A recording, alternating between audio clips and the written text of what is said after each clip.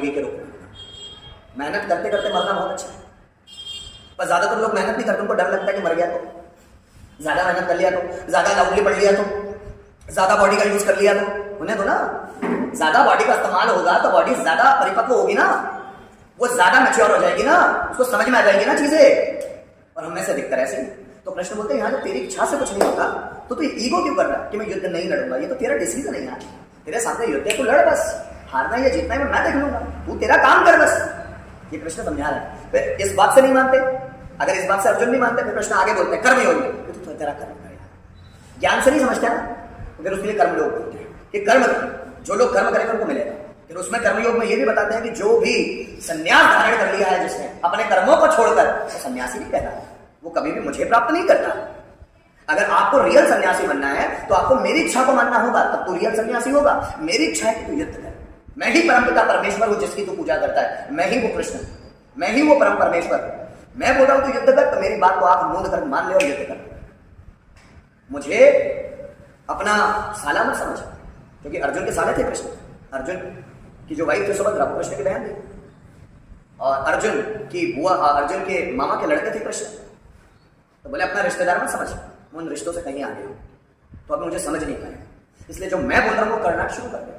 फिर जब ज्ञान से नहीं समझता ना वो, तो कृष्ण क्या करते हैं कर्मयोग, फिर वो कर्मयोग से भी नहीं समझता, फिर उसके आगे और एक योग लाते, ऐसा करते करते 18 योग तक ले जाते हैं, 18वें योग में वो समझता है, फिर युद्ध करते।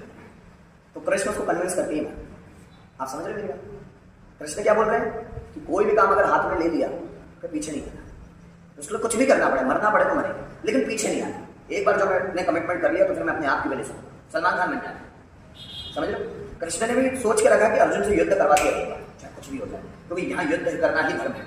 नहीं तो ये कौरव जीतेंगे तो ये पूरे भारत को कब्जे में करेंगे, पूरे भारत में अनाचार फैलेगा, अधर्म फैलेगा, इसलिए उनको मारना जरूरी है, उनको मारने के लिए कुछ भी करना पड़े मैं करूंगा। तो अब वो अर्जुन को कन्विंस करने में लगे, तो अर्जुन एक से नहीं मानता तो दूसरा योग लाते, दूसरे से नहीं मानता तो तीसरा योग लाते हैं, और तब तक कन्विंस करते हैं जब तक अर्जुन कन्विंस नहीं होता। तो 18वें अध्याय तक वो कन्विंस करते रहते हैं, अगर उसके बाद भी अर्जुन कन्विंस नहीं होता तो 19वां 20वां 21वां अध्याय लाते हैं, और वो कन्विंस हो गया। तो कृष्ण अलग अलग नॉलेज बता रहे हैं, अगर आप एक चीज से ना समझो तो दूसरी चीज, दूसरी चीज से ना समझो तीसरी चीज, तीसरी चीज से ना समझो चौथी चीज। क्या मैंने कोई एक एग्जाम्पल दे दूं और आपको समझ में आ जाता है?